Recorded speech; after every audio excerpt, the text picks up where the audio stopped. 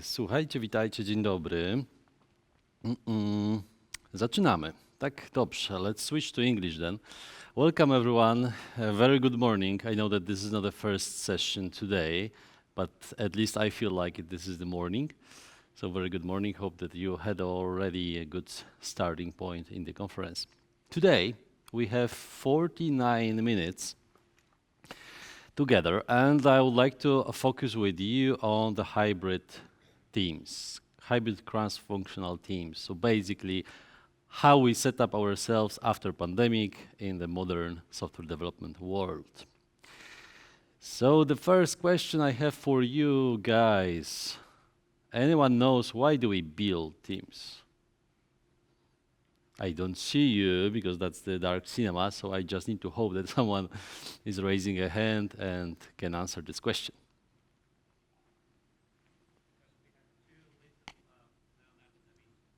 Too little Leonardo da Vinci. I like this answer. That's the very first one that I've heard. Very creative one. I like it a lot. Okay. So we build teams to achieve the goal. We would like to achieve some goal, and then we have the broader goal in the company, and we would like to achieve it. So that's the reason we build teams. But what does it mean to build? Any ideas? Why do we build? I mean, what does it mean, this building? We are humans, so it's difficult to build something, right? But we use this knowledge, use this word to acknowledge that we connect people and their knowledge, that we connect tools with the processes, and finally, that we provide the space, the physical space, but also the virtual space, to build relationships. So those 6 blocks, for me at least, means that we build the team. So when my mother asks about what do you do at work, and I say I build teams, she's like, well, what do you do? And when I explain it, and this is about the knowledge, this is about people, this is about processes and tools and relationships, she's on board. Okay, so that's the one part. But then another part is cross-functional, interdisciplinary teams. It's very modern, not so modern actually, but very enthusiastic word to say, hey, let's build a cross-functional teams. But actually what that really is, anyone tried to build a cross-functional teams or is in the cross-functional team? Yes, I see the hands right now. Perfect. So you know that this is not so easy and not so ideal to build it. Because we can have, for example, the component teams, right? So we have people specialized in producing a component. In theory, let's put it that way, the component of database, the component of business logic, the component of front end. So we have those specialized people. But what happens is that there is a silos between them. Usually when you speak to the database folks, they tend to think differently than front-end guys. Right? Is that something that you experience? It's front-end are more focused on how the front-end should look like versus database guys, DB guys. They are more focused on how to write the procedures on Oracle, for example, right? So that's not ideal, and obviously we would like to break the silos in the company. So what we propose, we come up with product teams. So let's build the product team A, which is responsible for a certain product, and product team B, which is responsible for another product. And that's actually really good. This setup provides a lot of opportunities to be creative, to have higher quality of the product, because people tend to treat the product like the baby of the team. So they take care of it and try to improve it every time. So that's fine. The challenge that we may have, or not even we, but the people who are accountable for finance and C-level guys, they sometimes ask the questions, at least they asked me this question. okay, we have product team A, team B, fine, but we observe some idle time, that people don't have so much to work. So let's grab those people and assign them to the other product, right? That's the first business idea that comes to the head of C-level guys. We know, as a software engineers, that it's not so easy, the first things first, and the second thing, we don't want to do it, because we would like to have people allocated to products, to increase their motivation, to increase the high quality and so on. And we use these arguments with speaking with C-levels. Okay. So the other idea that they have in their heads is, okay, so product teams works, but let's do it project teams, the old way fashion, right? The waterfallish type setup. And in some companies it works, it still works. Anyone that works in waterfall on the audience? Not okay. Big corporations, they still work in waterfalls. It still works. It's not that bad, you know. There are pros and cons, obviously, but there are some project teams. And the project team is basically, the idea is to gather people for a certain period of time, and then after the project is finished, to dispose, to close the project, and people are going to the different products. So what does effectively mean? It means that we have, let's call it talent pool of people, and project managers, or sometimes they are named resource managers. I don't like this word, obviously, but there is a role in the corporation like this. They allocate people to the projects. And also they think about billable hours. Anyone heard about this term, billable hours? Yes, many, too many, too many people. Yeah, so for those of you who didn't hear about it or haven't heard about it, the billable hours is when when your time needs to be paid by the client, and if it's not billable, so it means that client doesn't pay for your time, you are pure cost to the company. Not you, but your position, right? So companies, they are try to make you the most effective person, not the person, but the employee, and be the best, the most billable, having the longest time that client pay for you. So that's the thing. And obviously that's the challenges associated with that. Because if you are in project A, and you are billable, and the client pays for you a lot of money, that's perfect. But then at some point, it finishes. So what they do, they take people out, they allocate people to the other project, which is fine because the other client pays for you. Perfect. But obviously, we have bugs, and we have challenges and enhancements and so on. So if we don't have product teams, but project teams, you are no longer in the team, but then someone knocked you to your doors and say, hey, Matt, by the way, there's a bug in your software. Could you help with resolving that? So you are moving from billable team B to non-billable team A, project A, and theory, you need to do the overtime. So that's not a good thing, right? So that's why we don't like this project setup and don't like the talent pools. There is a expression, resources on the bench. Anyone heard about? Yes, again, too many, too many. Resources on the bench. Not a good word, even resource is not a good word, bench is not even better. So I like to say that this is the learning time. We have the learning time. And that's actually really good, and it works with our executives, because if they hear that you are not sitting and doing nothing, but you are actually learning, expanding your knowledge and your capabilities, then they can think of that you are improving. They invest in you because you will be improving the company. And that's where our holy grail cross-functionality burns, right? Because if Java developer doesn't have anything to do, he or she can learn some automation things, or some DevOps practices, or even .NET. I know that Java and .NET is not good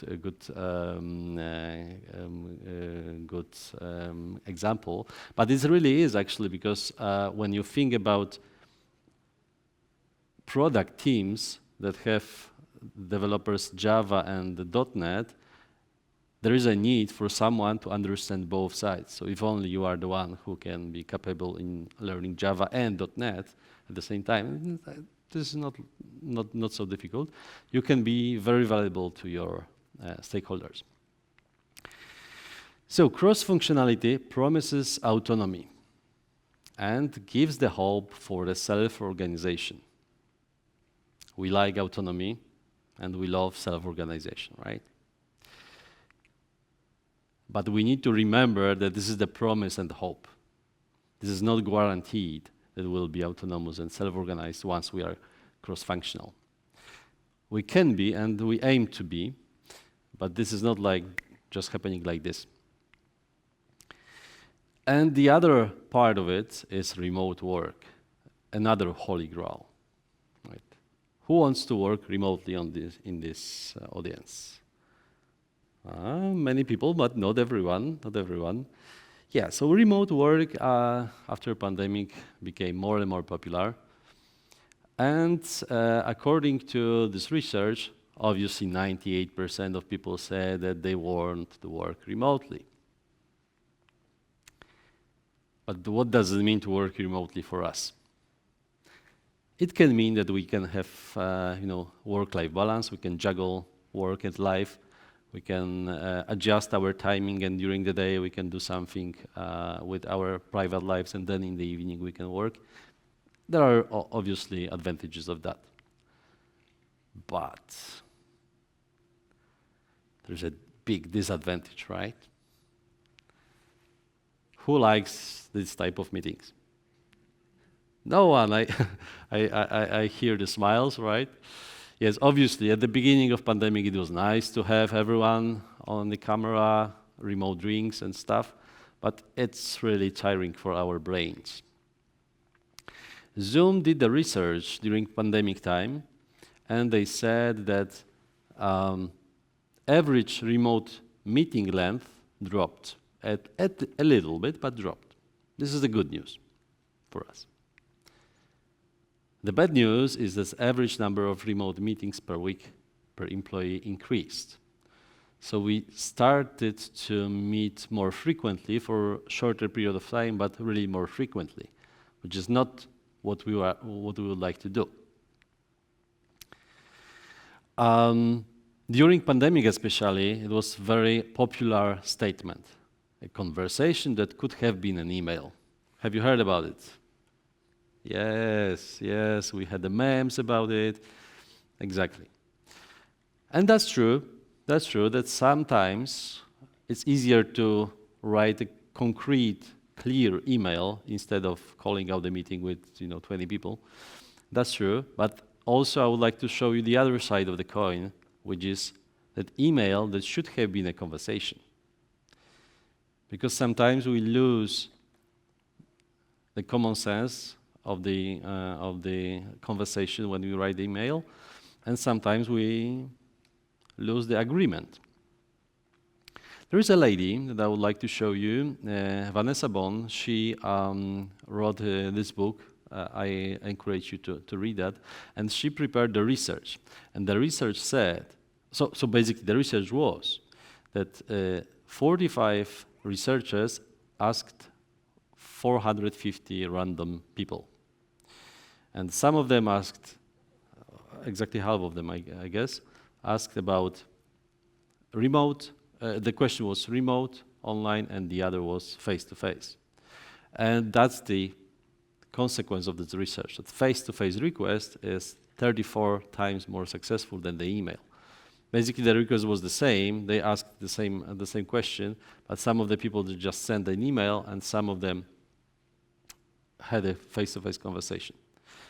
So I think it's intuitive that you can think of this situation that if you get anonymous email with a request, you just forget about it, or you read it, but then you decide not to fulfill this request. But when you have the face-to-face conversation with someone, it's easier to listen to them, to hear their need, and then to be convinced, right? So remember that sometimes it's really useful to have meeting or face-to-face conversation, but remembering about this situation that you can convince people, you can spend more time speaking with them than just in the email.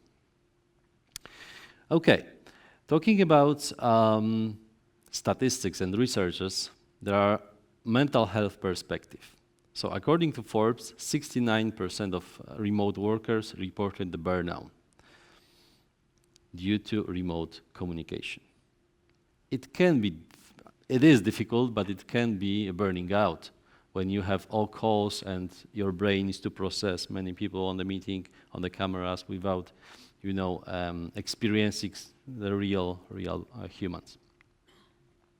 67% of remote workers, fairly young, 18 to 34, admit that it's more difficult to build relationships in the remote environment.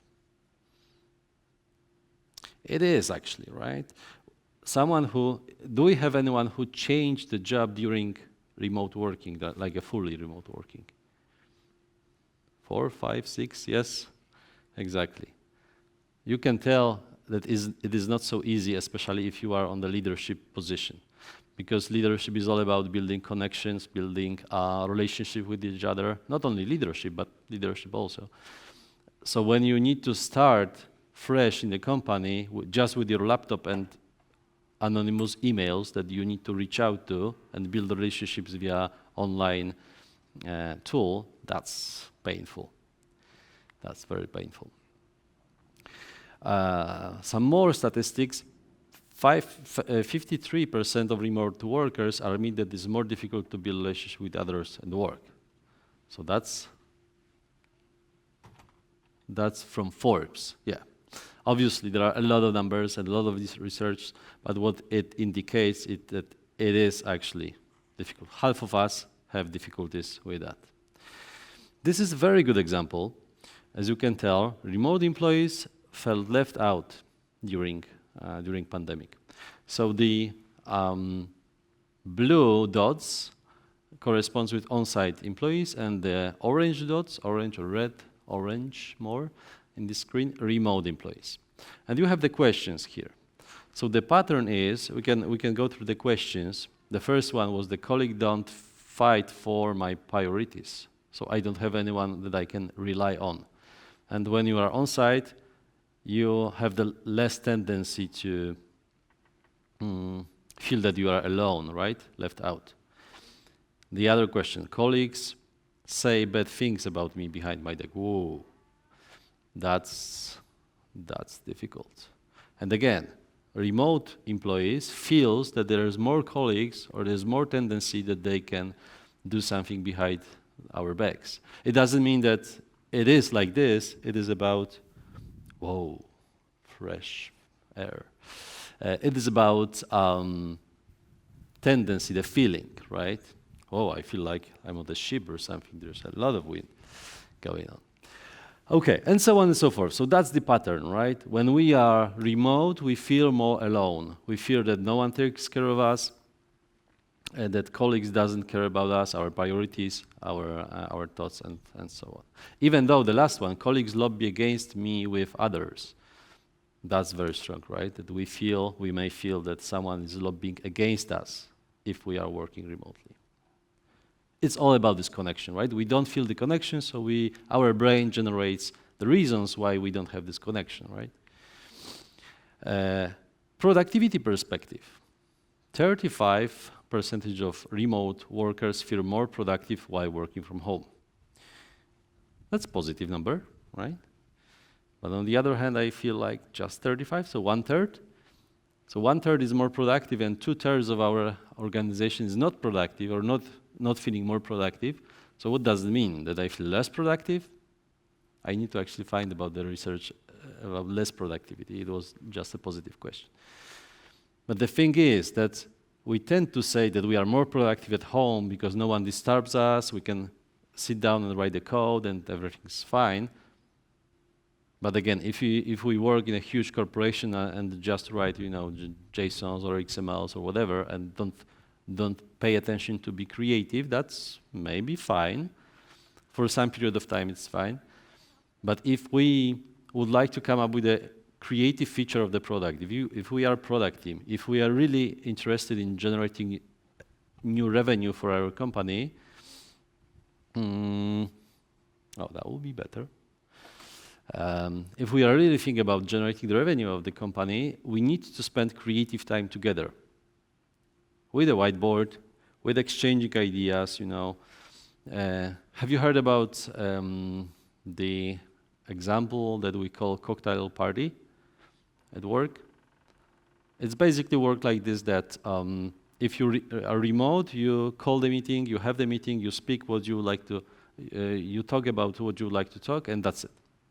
Versus when you are in the office, at the office space, you speak with the colleague about something, and by a chance, there is another one who wasn't invited to the meeting, who didn't participate in the conversation, but by a chance he or she heard what you are talking about and said, "Oh, by the way, this product you are talking about is deprecated, and we no longer use this service."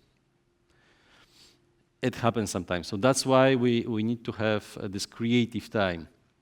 Also, our brain works differently if we look at the screen than if we are in the bigger space, open space with a whiteboard, with fresh water, music maybe in the background. So my advice for you is, if you would like to come up with creative things, just gather yourself in one space. It doesn't need to be the office, right? We can be, right now is a good weather, we can be outside.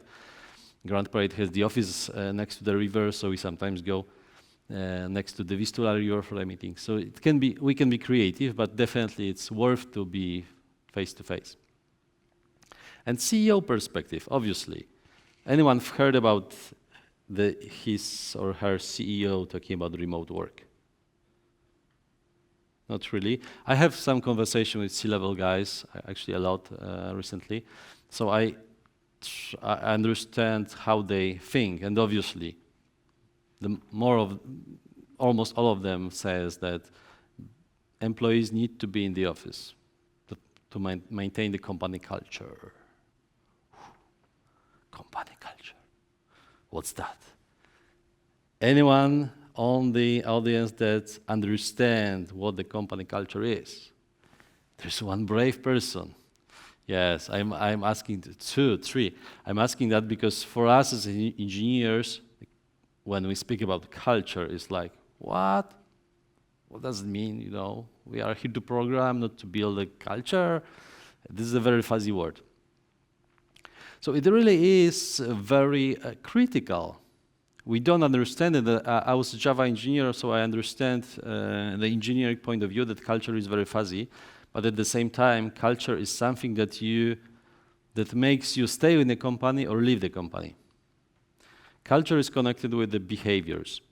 So if the culture accepts bad behaviors, for example, the extreme part, screaming, shouting to each other, we can say that there is a toxic culture in the company.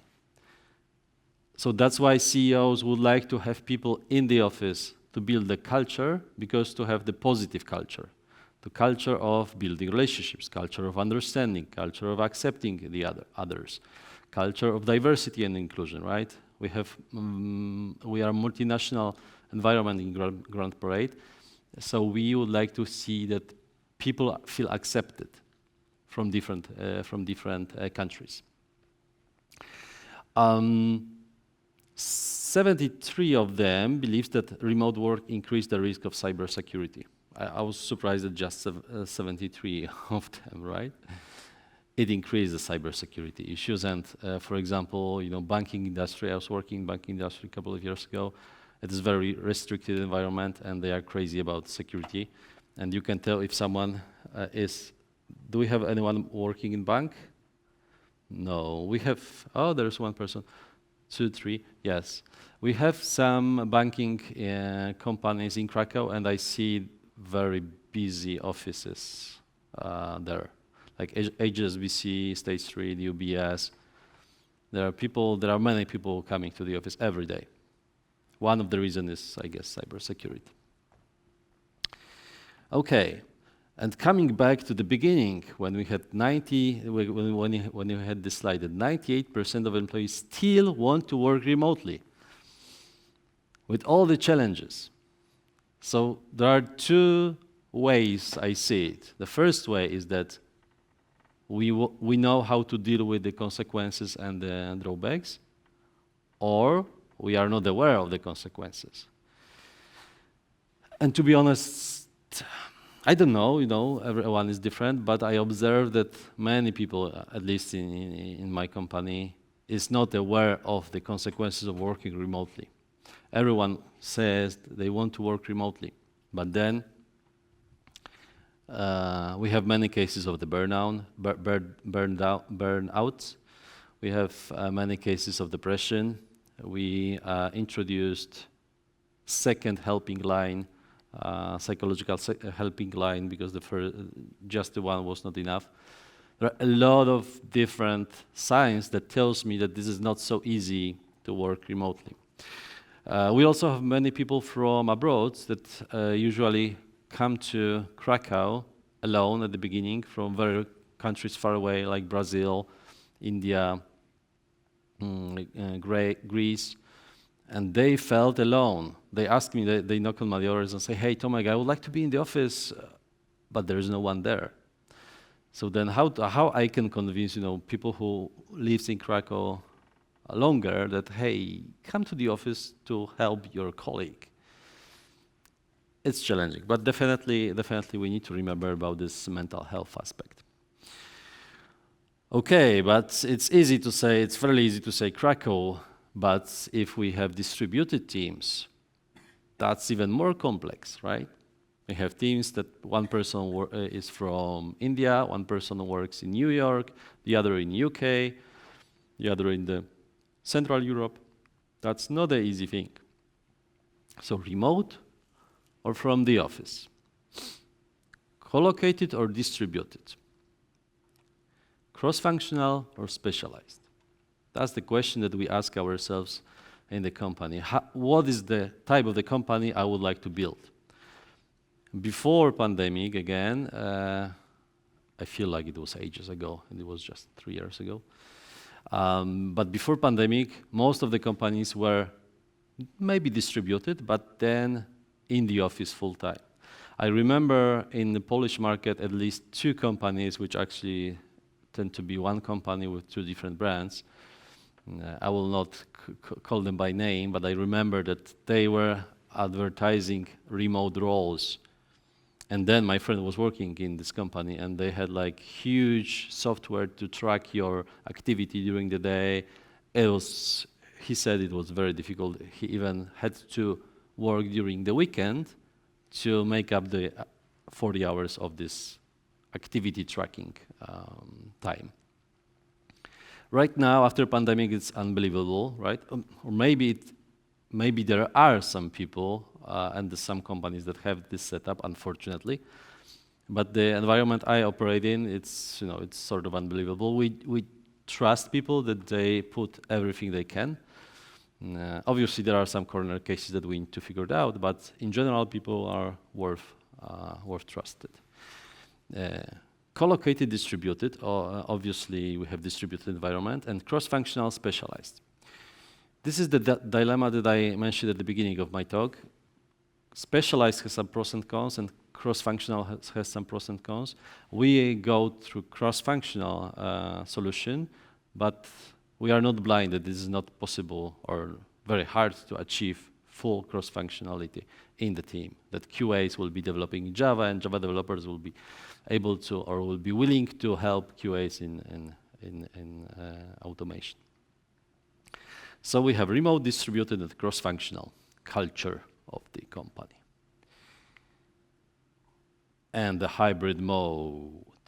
So everything happens in the office and online at the same time. We are pretty relaxed. We have 20% of the time as a office time. There are still people who complain about it, but I think that looking at the market is pretty relaxed policy. But we need to juggle the hybrid environment. So as you can tell, it is very complex. So what we do? We build hybrid, distributed, cross-functional teams. Wow. When your mother asked about it, or when my mother asked about it, it was like, what you are doing?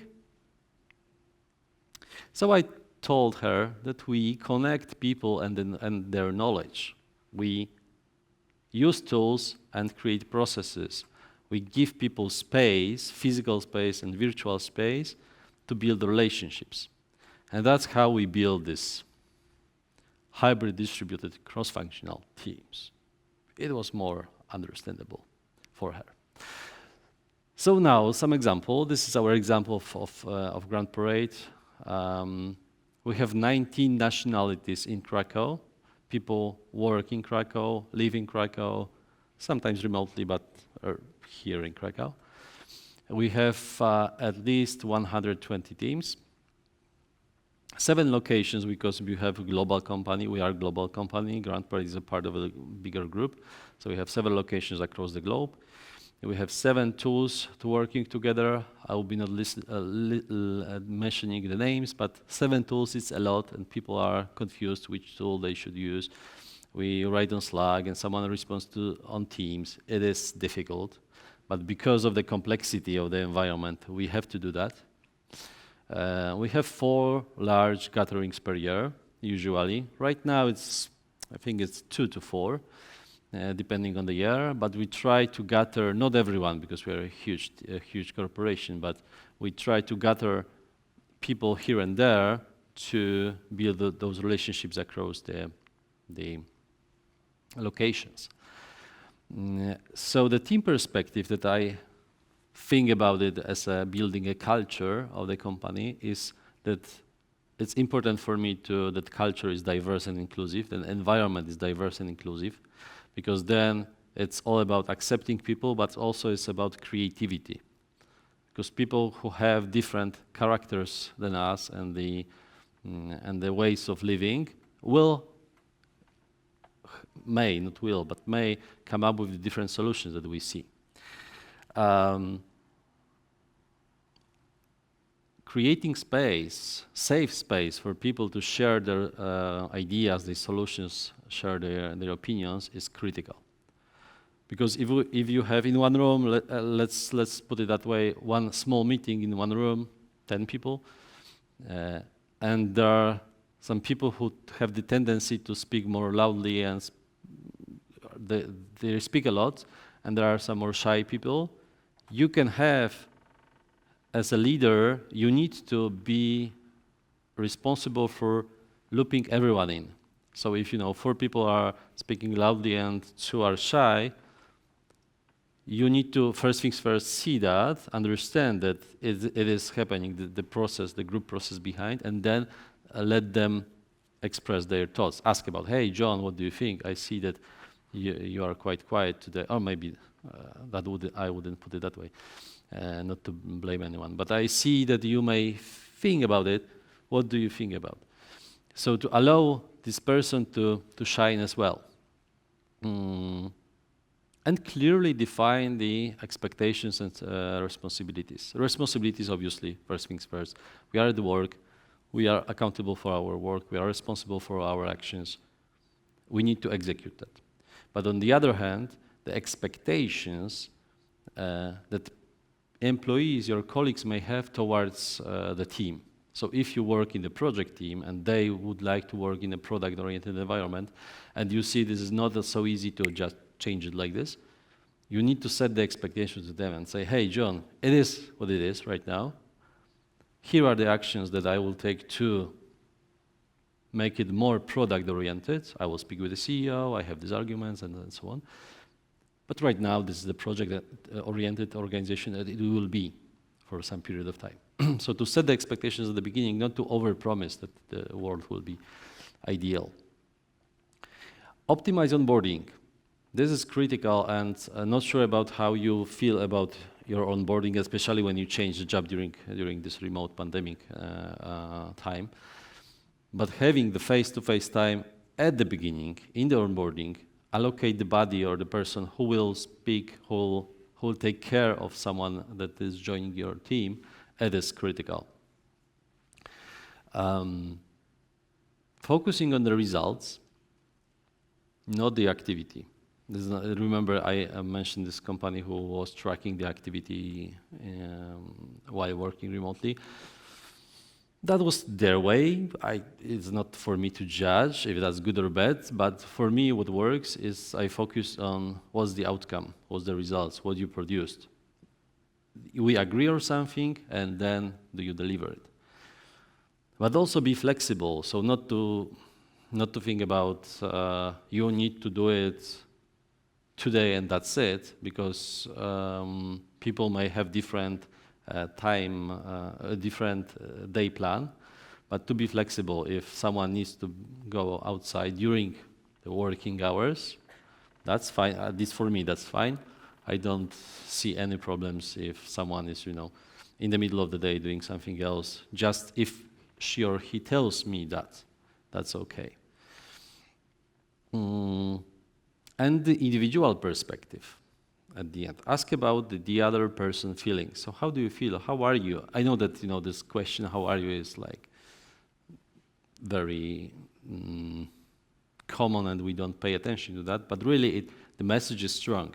How are you today? It's all about you. How do you feel? Everything is fine. Do you have what you need? Does your colleague help you? So proactively focus on those guys who you work with. Meet in person, because the conversation in person is far way better, especially in terms of when you are asking about the feelings of others. And celebrate successes. Don't forget about it. I still have this tendency to just think about the next thing that I would like to achieve and next thing that I would like my company and my team to achieve. So I still learn how to celebrate the successes and so on. But that's the journey for me that's important, because then we can feel proud and our inner intrinsic motivation can raise. And that's why we in the company, right? Earning money, that's one thing, but feeling that we are contributing to something more, something bigger is critical. Ask for the feedback. Not to be afraid of that. We are in the culture of feedback. Everyone talks about it nowadays. But the very simple thing is ask about it. If you will ask the others, they will feel they will feel permission to share with you their thoughts. And at the end, I would like to show you this person. Anyone knows Robert Waldinger and his study? Not only his, but he was the leader. He is the leader of the research. So that's very interesting studies that they did. A little animation for Robert. They started this research in 1938. So it's like huge, almost 100 years, right? Very long-lasting research. So what they did, they took more than 700 people, around 60 of them, because I was reading about it, I think last year, around 60 are alive still.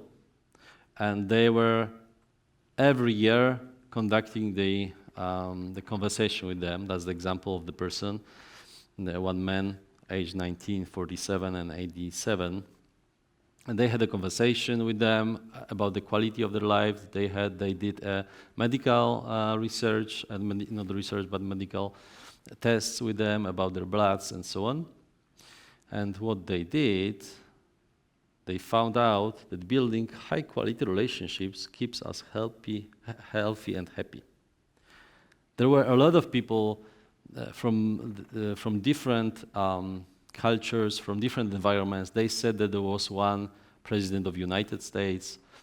Obviously, they didn't share his name or her name, his name.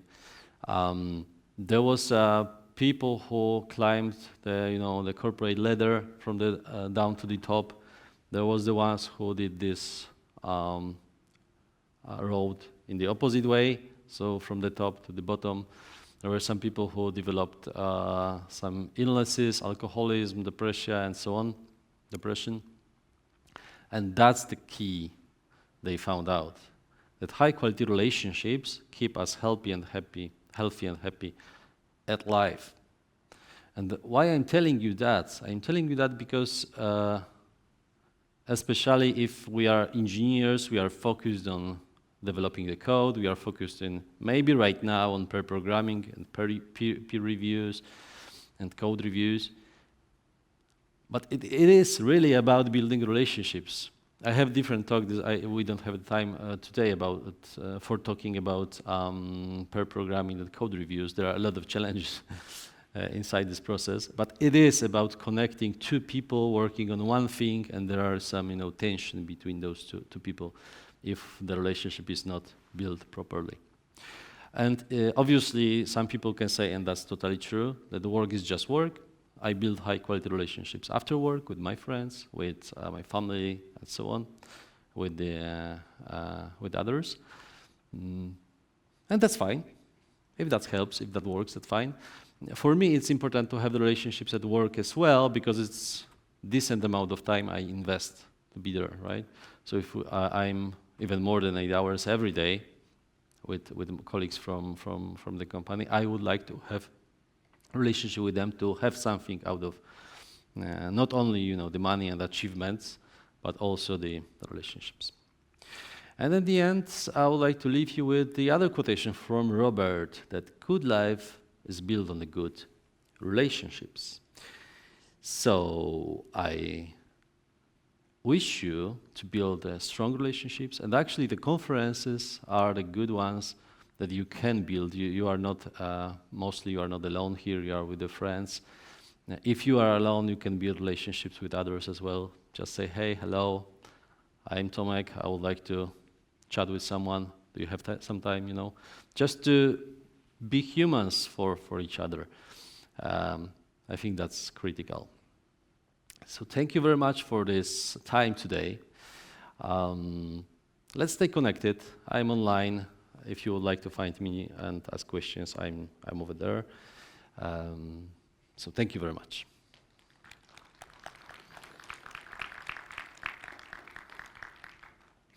We still have some 5 minutes or something for questions, if there are any. There is magic Slido, so let me try to open it up. I see on my mobile there are questions. Okay. Whoa. Okay, so we have questions. The first question is how to get people come to the office. I don't know. I try a lot. It works for some people. There are some people who will not be in the office no matter what. We have some people from very far away from Krakow, like Szczecin, and this person is more frequently in the office than people from Wieliczka, for example, or Kurdwanów. Wieliczka and Kurdwanów are, inside the area of Krakow, by the way. So I don't know. The good story I have is I had one person who had very difficulties in coming to the office and was very stubborn and so on. And at the point I said, look, our CEO is coming. Just please be in the office. That was it. And this person came to the office for full day. And after all, she said, Tomek, that was a good day. And I said, yeah, you see? So difficult question, there is no answer, but worth trying. Thanks for a great talk against this remote antisocial cancer. A strong one. Antisocial, yeah. I think we are, just not aware of the consequences of not coming to the office. But definitely definitely worth considering. What do you think about remote work for juniors? To be honest, if I would have been junior, or when I remember when I was junior, I was totally junior. I didn't know anything. So working remotely could have been very frustrated for me, because at the end of the day, you know how our corporate environment works. At the end of the day, it's if you don't perform, you are adult, so you had many opportunities to develop yourself. You are not performing. Sorry. Sometimes we have this approach. I don't agree with this approach, but sometimes it is in a corporate environment. So if we left juniors alone, it's not good for them, right? Because they will not have a time to develop their skills, and at the end of the day, they may have troubles with the company. To be honest, I don't know if juniors would like to come to the office or not, because we don't have many juniors in Grand Parade. But definitely worth considering having juniors in the office and being for juniors in the office. All right, the other one, do we have time? We do. How to create a space for sharing opinions if, despite attempts, employees still do not want to get involved? The market is changing, right? If people are not willing to get involved, you need to explicitly show the implications. You are not involved so that this and this person are felt alone in the creating a project. So, you know, this is the balance we need to have, because at the one hand, relationships are important. We are at work not to just execute the work, but to feel fulfilled. And most of us understand that, but there will be some people who will abuse that. So as a leader, empathetic leader, you need to, due to empathy to others, you need to set the clear expectations of this person who is not willing to be involved. Because, hey, come on, if we are in the business, right? Someone expects from us delivering results. If you are not would like to be involved, think about your future, right? But obviously, before this solution, there are many aspects of intrinsic motivation, of checking if this person, what happens with this person. Maybe this person has a depression, right? So there are many tools before, but there is a line when you say, "Hey, I just as a leader, I expect you to be involved." The last one: do you know any research about remote work? Atomization, detachment. Working remotely requires clear spaces, easy to be replaced. That's there are many topics in this question, right? About the remote work, atomization, detachment. Detachment happens, and detachment for me corresponds with the, sort of the depressions that people may have. So if the physical health is going down, people tend to detach themselves from the team and from others. They are still in the company, so they are not willing to share it. They usually show that everything's fine, that's fine, but the attachment is happening. So we need to be empathetic and see that. I don't get this remote work atomization, so if anyone willing to say about it, or we can just 1 minute, so we can speak about it after the talk. And clear spaces, clear specs easy to be replaced. I think we can talk about it, because I need to have more clear clarification about this question. But about the specs and documentation and space that we work in, yes, we do need to focus on providing the clear expectations to the person, and then people need to clearly documentate on the Confluence or in Jira what they are doing to make sure that we are all aligned, because there is no time just to say, hey, in the office, hey, by the way, what the service is all about. You need to set up a call, grab a person. It's very time consuming, so it's much easier to have some specifications of documentation prepared up front. All right, that was the last one. I see 6 zeros on the clock, so it looks like that's the end of the talk. It was great to spend these 50 minutes with you today. That was my pleasure, and I wish you all the best for future. And remember, build relationships, guys. Thank you very much.